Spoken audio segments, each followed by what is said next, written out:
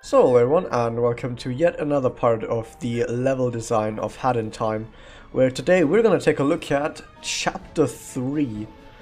So, Chapter 3 follows a bit more the style of Chapter 1, and as we're gonna see with Chapter 4 later as well, it's probably only Chapter 2 that does that, where if you go into this stage, for most of these different, or actually all of these different acts, they still all play on the same stage, unlike Chapter 2, where every time you went into a different act, the stage was going to be a bit different, like even completely different. So it doesn't really matter too much what sort of stage we're going into here. I'm not going to go into any of them, it's probably not the best one though, but whatever. So, Subcon Forest. Where do I start with this one? So, I think for Subcon Forest, it's good to get an idea of what the basic idea behind the stage is, like the idea that builds this stage up to the stage that it is. And if we look at it, for example, if we look at it from above, when you first come into the stage, you'll see that there's different areas, but most of them, they're locked off by these flame walls. And when you first come into the stage, even if you try and run around and not actually follow the path, you really have only access to this tree right here, which, I mean, you can climb and do some stuff. Hey, how's it going? Peck.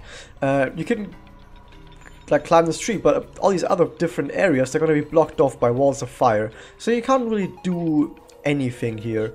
And really, with the ponds and the way the camera is positioned, it's supposed to make you go right down this path, and it's pretty much the only way you can go, even if you try otherwise. So you run down here, you get trapped right there by Snatcher, who does the whole contract stuff, nothing too special as of right now, level design wise. And then it sort of tells you, okay, now just keep going, it's okay, you just lost your soul, you've signed a contract, no worries, just keep going, just keep playing the game, everything is fine, right? So now you get introduced to something that is going to be very important from now and for the rest of the game, actually, this mechanic of the eye that blocks something off, but it's looking at different objects. And the way you deal with this is you do something to those objects. Now, maybe it would have been more simple if at the very start of this, the first time you see this, it's two enemies that the eye is looking at. Because if it's looking at two enemies, it's very obvious that, oh, you just kill the two enemies and then the thing opens. Though, then again, is it actually more obvious? Because people might not make the connection that these white lines that the eye is looking at indicate what needs to be destroyed for the eye to go away. But anyway, it shows you like two new mechanics at once. So you have the eye that's looking at this object, you can see it jacks around, but you also have the new mechanic of these new exploding cherries or whatever they are that you can pick up, you can run around with them, you can throw them, you can drop them down, like all the other objects you could have grabbed until now, which I think was just the bucket actually from the Mafia HQ. Anyway, so you can use that, and maybe you're gonna try and figure out how to actually get rid of these, but as you can see, there's actually all these different dwellers, these ghosts, that are pretty much surrounding you at this point. So even if you don't know what to do and you're just running around, chances are you will accidentally get too close to one of these and go like, oh, something's happening. What is this? And at that point, it starts exploding. And yeah, that's how you figure out how to get these things to work. You need to get a spirit or a dweller to interact with them, to go into that piece of fruit. I'm just going to call it fruit probably, because I don't know if it's a cherry or an apple or whatever it's supposed to be. And yeah, then it explodes. We haven't really used the explosion for anything at this point. We don't want to get introduced to three mechanics at once, using it to blow up stuff. But yeah, now we know how to use the cherry, and if we paid attention, we know what to do with the eye. We get rewarded with a yarn, which is the dweller mask, which also is another new thing. It keeps showing you new things and new things. But we're in a controlled environment. This is a very controlled environment. Nothing can happen to us here. Nothing else of importance is around here. It's just us, the new stuff that we see in front of us, and pretty much nothing else. We can't really go over this bridge here because there's fire on this side over here as well, there's fire on the other side as well. We could follow the path, but you'd have to run past very intriguing objects, and I don't know why if you would do that, if you would run past intriguing objects on purpose. I don't think you would do that. You would want to try and interact with them and see what the deal is with these objects here. So you learn about that, you've got the new mask, or at least the yarn for it, and if you've got enough yarn saved up until now, you can craft it as well. You don't immediately have a use for the Dweller Mask, even if you do craft it at this point, which I don't know if it's a good thing or a bad thing. For one, you could say that, okay, we're already teaching the player so many new mechanics and things to watch out for in this first act right here. We've got the Snatcher with the different contracts, we've got the firewalls that are blocking you, we've got the Dwellers that are sitting around, we've got the cherries that you can bring to Dwellers to blow stuff up with. We haven't gone to the blow up stuff yet, but that's gonna come very soon. We've got Snatcher Kids talking to you, we've got the eyes that are looking at stuff, we've got the new mask, the Dweller Mask and stuff like that. Do we need to now put in already a use for the Dweller Mask immediately so that people go like, oh, I need to use the Dweller Mask, I need to get more yarn? Maybe that would freak the player out a bit too much if we gave them that much stuff at once. So, okay, we're still gonna teach the player new stuff in the stage coming up, right over there. But we don't immediately need to use the Dweller Mask. We can keep it a bit low for now. We can just relax a bit with the Dweller Mask shenanigans. We're just gonna be like, okay, the Dweller Mask, it exists. You can run around with it, you can use it. But you'll notice that it doesn't really do anything. And hopefully most players would be like, oh, it doesn't do anything right now. Whatever, let's just move on. If they have crafted it. Maybe they haven't even crafted it. Who knows? So you come to the village, you get a bit of a cutscene that shows, yo, you're in Subcon village. Woo, woo, woo, woo. And now you get to use the cherries, and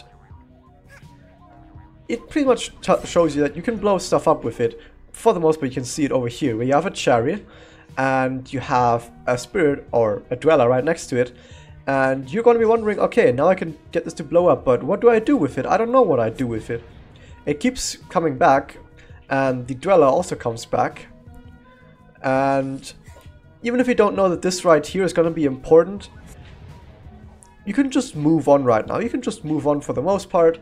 And the cool part about this is that you could either find out what to do with the cherry and these paintings right now, or you can just move on, and you're gonna find out in just a second. Don't worry.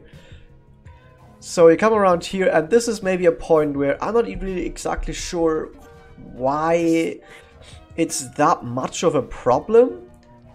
I have an idea on why it is a problem, but there's going to be a problem here which many players have encountered with, and if you watched newer players play this game, this is something that almost everyone has encountered in one way or another. Only a few people have actually not encountered this, and that is the significance of these fire spirits, the paintings and the fires, and more importantly their connection to the firewalls.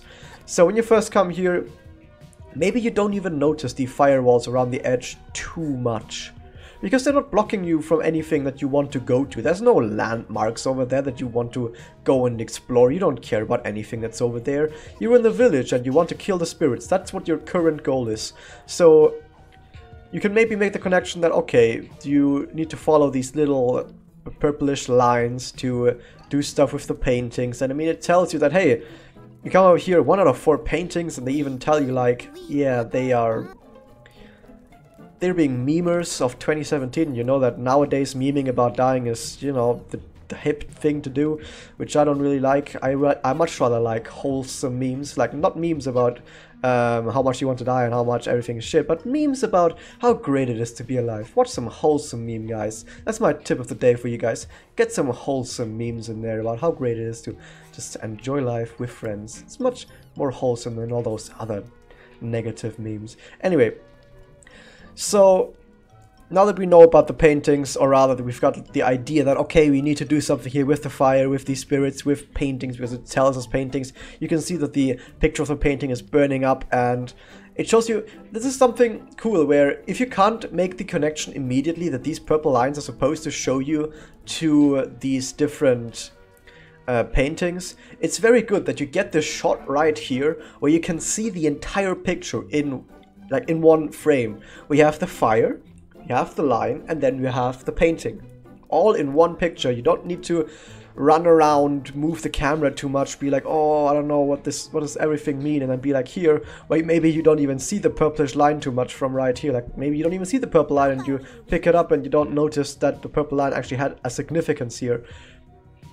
But right here you can see the purple line and you see that it goes from the fire to the painting all in one frame, in one spot.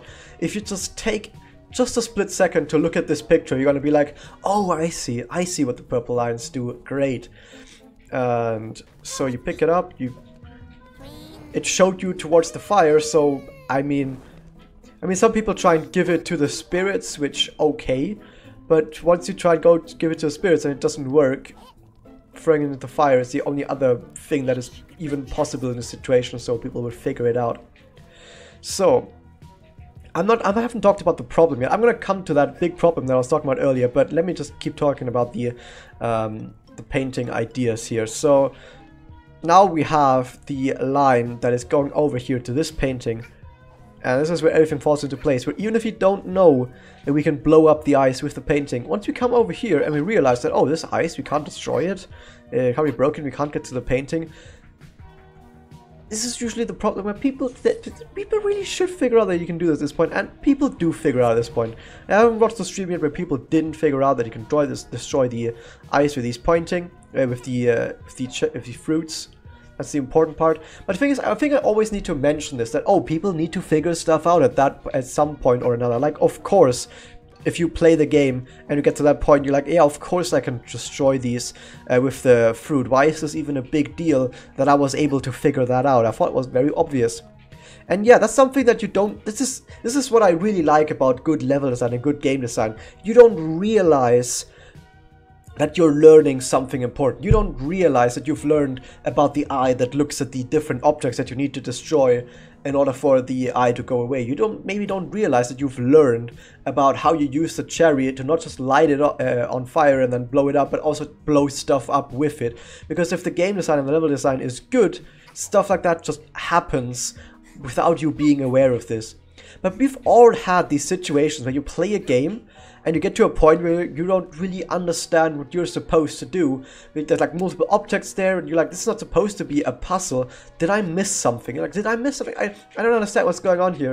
And then you do something where it's like, oh, hold on a second, haven't I seen this like 3 hours before? I totally forgot about this. It's either that, or you go, I didn't even realize this was a thing. How is this a thing? I didn't know you could do that. Stuff like that. I didn't know you could do that. How often have you people played a game and this has happened? And I'm not even talking about puzzle games. I'm talking about jump and run games, maybe like even FPS or action games or anything, any type of game that you play, where there's any mechanic that is being conveyed badly to the player, and afterwards you go, I don't know, how was I supposed to know that was supposed to happen like that? You know, we've all had these like experiences in our life, and this doesn't happen in a game that is well designed, because you don't even notice that you're learning at a good pace. This is how a game has good game design, level design when it comes to teaching the player, is if you don't even realize that you've been taught something. Keep that in mind when I talk about design in general. Like, and compare that to games where that isn't the case. Anyway, we figured that out now. We've learned all the things there are to learn. And I know that there are obviously also players out there who maybe haven't quite picked up on this. Maybe some players, I talk about learning about this. Maybe some players haven't quite learned about all this stuff as much as I want to imagine everyone did. It does happen. It happens to everyone, even if the game has good design. That's mostly though because people just play games in different ways. Like some people, they just rush through, they don't look at text boxes, they skip through text even the first time they play the game. Some people take different paths because they're trying to be speedrunning or because they're trying to test out what the game can do. They go somewhere around the corner where they're not really supposed to go instead of just following the path. Other people, they are very methodical and they think about everything for a really long time, but because they do that, they overthink a lot and miss the obvious answers. Like, because people are very different in the way they approach problems in general. I mean, games are mostly about using the tools at your disposal to solve various problems. That's pretty much what every single game is. Even in FPS, you have a gun and there's enemies that are alive. And the problem is, how do I unalive my enemies given the tools that I have? Any game is like that. Is about solving problems with the tools you're given, and almost every single person has a slightly different way of them approaching that. And because of that, even if a game is well designed, maybe sometimes you don't pick up on that, but if a game is well designed, then you can at least be sure that the vast majority of people will pick up on this and they won't even notice that they've been learning well. While if a game is badly designed, you will notice that, oh, almost no one is actually figuring out what the fuck is going on here. So yeah, oh no, I just said a bad word. Even in what is gonna be an hour-long video. Now my video is gonna get demonetized. Oh no. Whatever. So I think I'm about done with talking about the paintings and about learning, at least for the first act. But there's one issue that I wanted to talk about, which kind of goes into contrast with what I talked about, what has been going on so well so far. Like, so far, everything with teaching the player has been gone well. We've taught them about all the different stuff. I'm not going to mention all the stuff again we've learned, but we've learned about a lot of stuff. But there's one thing, one little thing out of all these different things that we've learned that sadly I think didn't quite get brought over, and it has to do with the firewall. So we throw this into the fire, and there's this firewall here that disappears. You get this very, very quick cutscene of this firewall right here disappearing right here. You've already seen it. Then this disappearing right here, then this there. But the thing is, maybe most players haven't maybe even seen the swamp. So the swamp cutscene already is out the window. Since there was nothing over here, people really didn't go over to that place. So that little cutscene is a bit awkward as well, because they're like, I didn't even realize there was fire there. Huh? And then maybe the bridge is the one place where they go, oh yeah, the bridge. There was fire in front of that, right? And now it flickered. I don't know what that means. That's usually what I feel like most people experience in that sense. I know not everyone. I know there's going to be people that watch this going to be like, that's not what it was for me. But at least I watched a lot of... I can only go back to this. I watched a lot of streams, and that's what I very, very often saw from people where they didn't make the connection at this point that, hey, if I kill these fire spirits by throwing these portraits into the fire, I can make firewalls all over the stage disappear. And the problem that arises at this point is that this is also one of the maybe even the only time in the entire game that even I, who usually always looks at all these things very much and tries to analyze stuff and tries to really get into the game and tries to look at everything as much as I can to understand exactly what is going on. Even I couldn't actually understand that, oh, there's other firewalls in the stage, and what I'm supposed to do is find more of these fire spirits to unlock more of these areas by helping different fire spirits across the entire stage. I'm supposed to do that to unlock new areas.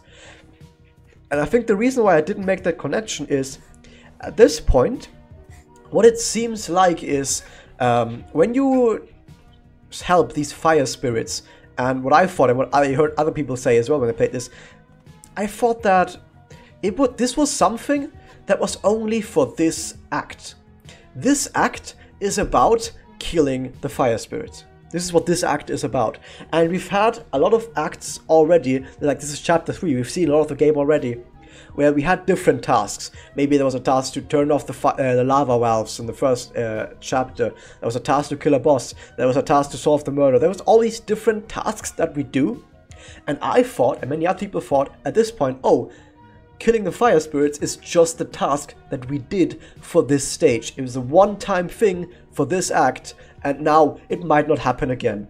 Because it was just for this act. This is what most people thought, because I feel like the connection between the fire spirits destroying the walls and that not being just a one-time thing, not just for this act, but something that you're supposed to do multiple times throughout the stage, I feel like that has kind of been missing, probably because of how the stage is built up at this point, or this act rather.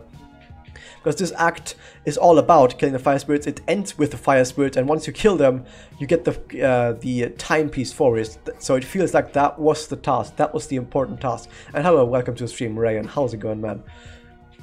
So now that we've gone through Act 1 and we've maybe not quite made the connection with the fire spirits, I know that some people have, it's not... And also, I did make the connection afterwards when I saw the second spirits, but I didn't make it at this point right now, when I saw, because I knew at this point there were other firewalls in this stage that were still up, and I didn't actually make the connection at that point. Maybe not the best. Talked about this a long time now, but I think this is what I would say is probably the biggest problem that the stage has, going through it, trying to experience the stage. This is probably the biggest problem, that this connection doesn't quite happen. Now, I know I talked about this for like 15 minutes now, or like 10 minutes, but that's the thing. When I see something that I think or know didn't quite work out correctly, I can talk about it for hours. But if stuff goes really well, I just go, oh yeah, really well done, really well done, really well done. Oh yeah, that's over there. Oh yeah, that's alright. Oh, that's really well done. Look at how well done this is. I don't really talk too much about stuff that is really well done. But, oh man, when I find something that I feel like is a bit off, I have a field day, man. I have a field day. So don't be too weirded out by that. Anyway, next up, it doesn't actually matter what other stage we go into right now, because I'm going to talk about the stage as a whole now. So we've been through Act 1. We've gotten used to, or at least before we got used to how the stage is supposed to work. And now we've gone into Subcon Well, which is the second act of the whole shebang. So we've also gotten a new contract that maybe we figured out that we need to get more contracts to unlock more stages, which is alright. And now we come over here, which maybe towards the start of the game we figured out, oh, maybe there was a firewall here, now it's gone. Maybe we haven't figured it out, I don't know. And yesterday the game does indeed live up to my hopes. I made like a 1 hour or 50-minute long review on YouTube if you want to check that out. Overall, it's like a really good game. Over 90 out of 100 points, definitely. So now that we're in Subcon Well act, at least, we go over here where we have these guys telling us where Subcon Well is the entire time, and they won't shut up about this ever. Which is alright though, you don't get lost at least. We also have these guys. They are really cool. I haven't seen a good solid neck like yours for a long time. Some people think they're disturbing, I think they're fucking hilarious. Oh no, I said a bad word again, now I'm gonna get demonetized even more. Whatever. So now the stage is becoming more open. Oh, look at that, how dark is that? Well, that guy doesn't die because he's a snatcher kid. Whatever. You're getting distracted by flavor. There's so much flavor in the stage as well. Anyway, back on track, let's not get distracted by flavor. We come into here, the Subcon Well area where we got the swamp. And the swamp is a bit more of an open area, unlike the village over there that we had, which was... It was a fairly small area, I would say. It is. You come into the village and you can already see the entire village in one frame, pretty much. So you know where stuff is. You don't really get lost too much. It's a fairly small area, no problem. You've got the little pool in the center to sort of orientate yourself with, like a little bit of a landmark even. And oh, we ran into 2 problems. One of them is probably some of the bugs. So now, but now we come into the swamp, and the swamp shows us that, oh, it becomes a bit muddied, get it, on where all the different paths are. Like, of course, there are these snatcher kits that are sort of guiding you towards the path that you want to go to, but if you take a step and actually look around left, right, you see all these different paths that are like, maybe not so hidden, or maybe quite hidden even. There's different paths to go. And you can get lost in here very quickly, because you go to different paths and then suddenly other stuff is there. Like, oh, now we have this place right here where we can do this, and we can blow up some stuff over here, which does some stuff. Now we have Mr. Bones here. I want to get off this wild ride. And we also notice the mud, by the way, is dragging us down, and if we touch it for too long, we get reset the last time we stood on solid ground, I think. And now we can really go, and we can just pick a direction where we feel like there's solid ground to stand on, and we can just go. And you can totally get lost in this area. This is also probably maybe the first time in this game where you can get absolutely, completely lost, with absolutely no indication on how to get back. Usually the game has some sort of indication on where the path is. Maybe there's some landmarks to keep you going. Anything like that, or maybe the level is just designed in such a way that you can find your path to the objective very easily. But here, if you go off the beaten path, very, very quickly you have absolutely no idea where anything is anymore. Very, very quickly. But at least the swamp, interesting enough, is not actually that big. The swamp isn't actually that big. You can get around the swamp fairly quickly.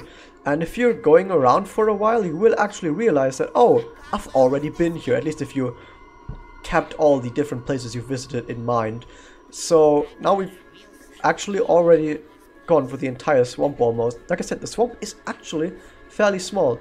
A lot of the swamp plays out on the treetops at least, but if you're just going through the swamp along the bottom, you don't really notice too much about the treetops. And once you start going on the treetops, for the most part, you're probably already having some sort of idea about the swamp. Like when you make it to the, in order to make it to the treetops, you need to get to a place where you already have an idea about the swamp. You don't just randomly find the treetops and then you're like, oh, how do I, where am I actually?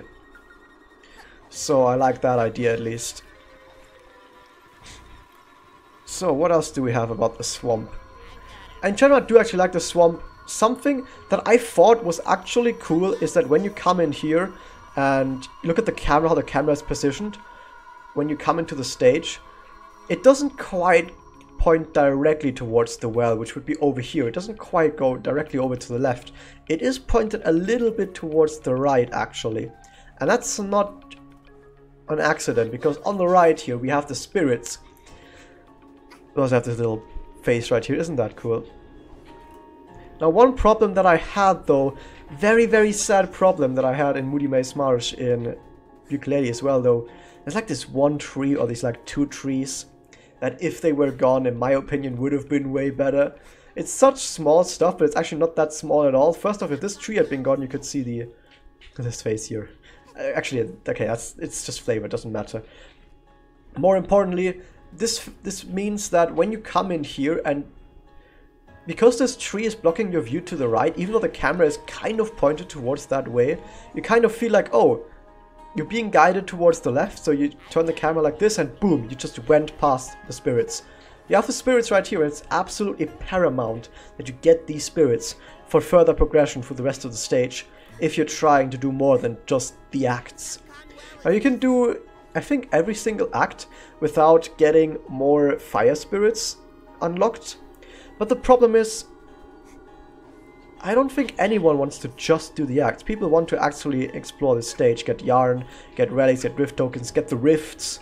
That's probably more important. The rifts do require you to get at least these spirits right here, but because they're hidden from sight when you come in, a lot of people miss them. And I feel like this is like two things that kind of block you, and both things need to be there. First off, as I mentioned in Act 1, from the act structure, it wasn't quite obvious that the fire spirits were as important as they were for other acts as well. And secondly, because these trees are here, they kind of block you a bit, so a lot of people actually run past this without noticing the fire spirits. And because of both of these things at once, if one of them wasn't the case, I think people would be looking out for the fire spirits, they would notice them. Because of both of these things are there at once, people just miss them, they run past them, and then in later acts they get frustrated because they see the firewalls and they're like, how do I get past this? I don't know what to do. What do I do with these firewalls? I don't understand. And that's probably the biggest problem that I and a lot of other people had with this stage, is that because of these two things, it does make it so a lot of people get frustrated with the progression through this stage. Like, let's say, imagine these two trees, or this one tree wasn't here. People see the fire spirits right here, and they go, oh, fire spirits! Haven't I just done this? And they walk over to the fire spirits because they're like bright and dancing, and they're cheering and they're shouting. And it's just the most obvious, important place to go to when they come in here. And they go towards this place right here, and they see like, oh, there's more paintings? There's more paintings, and they do the paintings, and then they go, oh, more firewalls went down. Oh, amazing. And that's the point where people would definitely realize what's going on in this stage. And people would actively be searching for the last spirits. I can guarantee that people would actively be searching for the last spirits. Anyway, I want to talk to you, Rain, for just a second. On Rain's two problems. One is that a time rift I couldn't find for the life of me to do a wall jump. She just slid down the wall. Oh yeah, they actually fixed that. There was one time rift that actually mentioned during my review where one wall jump wasn't quite working correctly, and after I made the review I actually got messaged by a developer and they said, yeah, we fixed that, don't worry. That's cool. I think they actually said that they fixed it because of my review. Nice. Shoutouts for that, by the way. The other is how you control the camera. It's just off. Pressing a button to look up, no way to look down. I don't actually. I think the camera is actually totally fine. I guess I can actually mention this at this point as well, because I didn't mention this in my review, and I guess it's part of design in general. That I feel like the camera, at least for someone who's used to using dual stick controls for movement and camera, is very used to moving the camera around. And I'm also someone who's very confident at making blind jumps very easily. I have absolutely no problems with doing that. I can play throughout entire stages without moving the camera once, because I'm so confident that I know where stuff is if I've seen it once. And I don't really need to ever look up, because I don't care what's above me. Sounds weird, but I don't actually ever care what's above me, so that I have to press and hold down a button to look up, which is the Y button, by the way, in case you haven't realized that there's a button to look up. I don't actually mind that too much, that you can't look down. I feel like you don't ever actually need to look down. I mean, there's like one or two cases where maybe would be cool, but I mean, you can zoom out the camera and do it like this, maybe swinging around. Like, let's say there's a cliff in front of me, this marsh is a cliff, I can zoom out the camera like that, and if I jump off like this, I can see pretty well what's below me. So I never actually minded the camera at all. I thought the camera was done really well, and it's very responsive. It never gets stuck on objects. It makes sure you always know where stuff is, always got your eyes on HATKit, and the stuff that you need to see, you can see. And apart from that, I think it's totally fine. I think it's totally fine. In Mafia Town, there's some NPCs that have their hand held up and you point at it. You want to high-five them and they punch you. Yeah, I know about them. Oh, the game sort of softlocks if you do that. That's amazing. You should definitely look into that, because they're supposed to punch you after that. There's like one sort of cheese per level. There is a cheese. I also found the hamburger in Act 4, Chapter 4. Have you guys found the hamburger as well? I know I did. Anyway, now that we've talked a bit more about general design, we can come back to this stage. I don't actually like that there's so many people, so many Snapchat kids telling you, Subcon well is this way, Subcon well is over there, Subcon well is this way. Like, I get it, they're trying to make sure you don't get lost, but I feel like this path is fairly obvious. And after the first two Snatcher kids telling you Subcon well is that way, I feel like, sure. And if you do get lost, like I said, the swamp isn't actually that big. I wouldn't have minded that. And in general, Snatcher kids are only on the path towards the right way anyway. I don't know. Found a hamburger close in Mafia Town. That doesn't count. I mean the real hamburger. Anyway, so then you come over here and you get introduced to even more mechanics. I like about this mechanic that if you take a second to look around, you can actually see that there's a yarn over here that you can collect by using this same bell. It's a really nice way of not just using the mechanic to just continue on with the stage, but even rewarding you for just being a bit observant of your surroundings. I really like that as well. Whenever you get rewarded for being observant, and I don't mean looking behind a corner or making sure that you look at every single nook and cranny, like, oh, what's behind here? That's not what I mean with observant. When I mean observant, I mean like seeing all the stage has to offer and just connecting the dots. Like, for example, you see that, oh, there's these different lanterns that are swinging around that I can grapple to. So if I see that lantern over there, I know I can grapple to it. And let's say there's a yarn over there, I could figure out that, oh, there's also some spiders over there. I could jump over the spiders with homing attacks, grapple onto the lantern, and then swing my way towards the yarn. This is what I mean with being observant, where you like figure out how the stage is supposed to work in your head with all the different tools that you're given. And I feel like that's the case down there, where you see the new mechanic where you can activate that bell, which has the same effect as the Dweller Mask, by the way, and you can use that if you are observant to see that, oh, there's a yarn above this platform that I can't stand on this platform, but there's this bell that I can use, and if I hit the bell and turn around to face that platform, I can see that, oh, the platform, it's there now, just like the other platforms, and then I can get the yarn and reward myself for it. I like that idea. I like that way more than just being like, oh, behind which corner can we hide this? And I feel like that's a bit boring when you just hide it behind corners. It's like, nah, I guess I'm gonna look behind every corner now, but I don't feel like I actually worked for this. I just feel like I put in a bit more, just putting in more playtime of running around, not actually doing anything. That doesn't feel rewarding, but actually using the stage's tools in interesting ways that you came up with yourself to get something, that feels way more rewarding.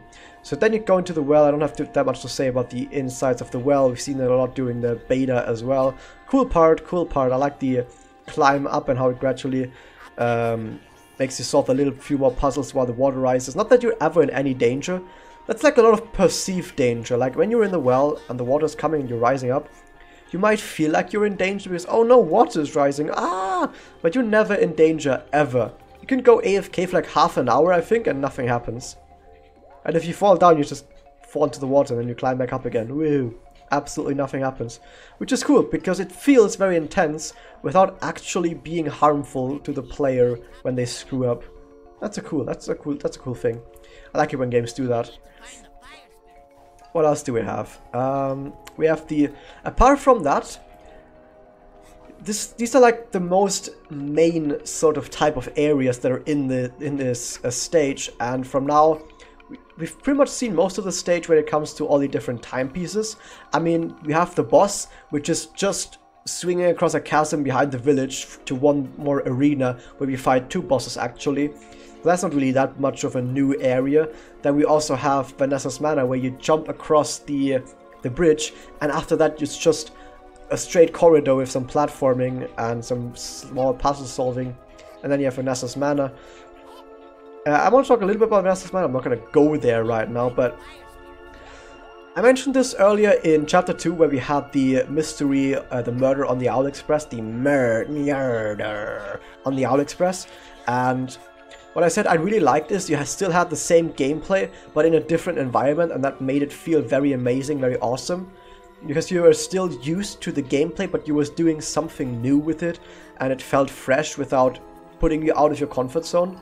Vanessa functions differently, because it does actually have different gameplay, because you're not allowed to use your hat. You walk very slowly in Vanessa's Manor. Very slowly in Vanessa's Manor. You cannot do the dive move, so you actually have a lot less abilities on how to get around the manor, and it feels like you're being hampered quite a lot in your ways of movement. And because you have to run away from someone in that area, because the movement is hampered, I know a lot of people, they might feel a little bit frustrated because they're like, oh man, if I was just allowed to walk faster here, or if I was just allowed to use my hat, or if I was allowed to use the dive move, none of this would be difficult. I could just run away, no problem. But of course, that's kind of the point, because if you were able to run away very easily, it wouldn't be that scary. It only is scary because suddenly you don't have these awesome types of movement anymore. But at the same time, I guess I can understand why some people feel like that's frustrating. It definitely can be frustrating if you don't know how to play around Vanessa, and then you do get into these situations where you just can't run away from her correctly. You do get caught by her, and you're like, oh man, I just died again. Oh no. I can see why it's frustrating, but at the same time, I would definitely say that it does create a very interesting and intense atmosphere and experience. And I feel like for the sake of creating this intense atmosphere, it's okay if the player feels like they're a bit hampered, and if the player feels like they might get a bit frustrated every now and then because of everything. And also welcome G-Star to the stream as well. Oh nice, I like these little flavors here as well. Nice. Oh, you never had gotten that yarn. Interesting. Very interesting. There's actually probably a bunch of yarn that I never got in this stage, because a lot of it's just jumping up places. Whatever. So, like I was saying earlier, these are like all the different main areas that you need to go through for the timepieces. Like you have the village, you have the upper part right here with the swamp next to it, then you have the road to Vanessa, and that's pretty much every single place you need to go through for a timepiece, or the main timepieces. And then you have the rifts, and I feel like the rifts are something that... I mean, I like the fact that the finding the rifts for this stage functions differently from finding the rifts for Chapter 1 and 2. In Chapter 1 and 2, you pretty much know where these different rifts are when you see them. Like, when you see the picture for a rift, you're kind of like, oh yeah, I have an idea where that is. Yeah, I kind of have an idea where that is. Same with Chapter 2, where you see like, oh yeah, I know where that is. Yeah, I see where that is. No problem. Let me just go in and find it. No problem. But then you come into this stage where, oh nice, how finding the time rift works differently. This time, going into the stage, you don't actually immediately know where stuff is. You actually need to unlock the parts of the stage first that have the rifts in them. And even then, you need to look around and even find where the sort of surrounding of that place is. You have absolutely no idea. And I like the idea that it is different, that it has a different feel to it when it comes to finding those different time pieces, time rifts. But at the same time, I know a lot of people, they did indeed get frustrated because of this, because they were like, oh, I see the picture, but I have no idea where stuff is in here. Ah, oh, man, they get really frustrated because I have no idea. And I can totally see that being a problem for people, that they do get frustrated because they have absolutely no idea. But if you were to tell these people like, hey, it works differently for this stage. In this stage, you don't just immediately get to know where the time rifts are. You have to figure it out yourself. If you were to tell people that beforehand, I think people wouldn't quite get as frustrated, because they would be like, oh yeah, I guess I know that I have to look around a bit more. Though I guess to me personally, it wasn't that much of a deal, because if I see that I don't know where the time rift is, I think to myself already like, oh yeah, I guess I'm not supposed to know where they are. I guess I'm supposed to look for them a bit more in depth this time. I guess this is how it works this time. But I know a lot of people even said out loud, I have no idea what this is. I'm never gonna find this. What the fuck? How am I supposed to find this? I've never seen anything like this. What? Like in a really sort of frustrated, like in a really frustrated, angry manner, where it was really obvious they got frustrated even upon seeing the picture. But yeah, so much for the time rift at least. But for the time rift, you have to at least unlock the burning forest, and there's also a lot of other people that didn't quite figure out the deal with the fire spirits, or maybe a little bit frustrated as well. Because if they don't know they need to do stuff with the fire spirit, they run around all the stages. They run around the swamp, they run around the forest, all the other different places, and they just don't find it. They just don't find it anywhere. They get really frustrated, and I've seen, I think 2 people actually did ask for the solution on where it is. And then when I told them like, hey, you need to find more fire spirits, and there's one right at the entrance to the swamp when you go towards the well. And those 2 people both went like, like, meh. So yeah, these are like my gripes with the stage. Now I know that some people said like, I don't like that this stage is so big and it has so many different places to it, and you get lost so easily. And you know what? I've said the same thing for Moody Maze Marsh, that it's not good, in my opinion, if a stage does make you feel lost, because you're supposed to find where everything is, because in a collectathon, it's important that you get all the sort of required objects at some sort of a nice pace, and you don't want to feel lost, because then you get frustrated. You don't want to feel frustrated. It's way nicer if you don't get lost and you kind of have an idea where stuff is, and you keep getting to collect more and more items. That's a nicer feeling. And if you're just running around being like, I don't know where anything is, I have no idea, that's not a nice feeling. But the thing is that I think why it actually kind of works in this stage, is because in Moody Maze Marsh, or in Yooka-laylee in general, you kind of know that you need to collect every single collectible on the stage. You need to do that in order to get 100% in the game. It's not the case in here. If you had to collect every single ponce in this stage, I would probably be absolutely furious right now. If you had to collect every single ponce in this stage, I would be like, this stage is terrible. How could this stage be? Terrible, terrible. So annoying, lost all the time. 0 out of 10, terrible stage. But because you don't have to do that, I mean, ponce are a collectible that you don't have to get all of them for to get a time. Like, imagine if you needed a timepiece for all ponce, how terrible would that be? But because that isn't the case, unlike in other similar games, it's totally fine. You could, and of course, the other side of that coin is, but what about the timepieces? If you get lost all the time, maybe you can't find the main timepieces. But the thing is, if you go into the specific acts for the specific timepieces, they show you where the timepiece is. They guide you towards the timepiece, so you don't get lost because you're getting guided towards the timepiece. You only, and that's the important part, you only get lost in this stage if you're trying to do exploration that is not necessary. You do unnecessary exploration for the sake of completion that you don't really need to do in order to get 100% in the stage, because you can get 100% in the stage without completing, without doing everything in the stage. You can get 100% in the stage even without doing, actually not without doing all the fire spirits, but without even seeing half the stage. You don't even need to see half the stage in order to get 100% in this entire game to get all the timepieces, and getting all timepieces is what constitutes 100% in this game. So that's very nice. That's very nice, isn't it?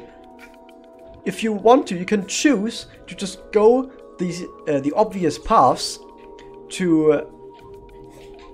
You just choose the obvious path to get the main timepieces. The only thing you kind of need to look out for is the rifts, but you have pictures for the rifts. And if you have unlocked all these different areas, like the burning forest, like the ruins over there, if you've unlocked these different areas, and you just run around, and you have the picture next to you that you can even check on your pause screen. Not right now because I've already done it, but you can even check it on your pause screen right here, the picture. It does become very simple to find it if you know that you needed to unlock the area first with like the what is it?